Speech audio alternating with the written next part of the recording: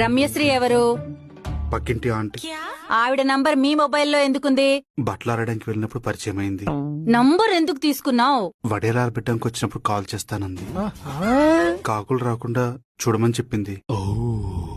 రవణమ్మ, శ్రీలక్ష్మి, ముత్యాలు, చిన్న సరోజ వీళ్ళంతా ఎవరు?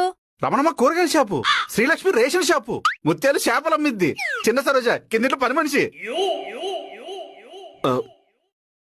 నువ్వు లేనప్పుడు చెప్తే వచ్చి ఇల్లు క్లీన్ చేస్తా అని చెప్పింది.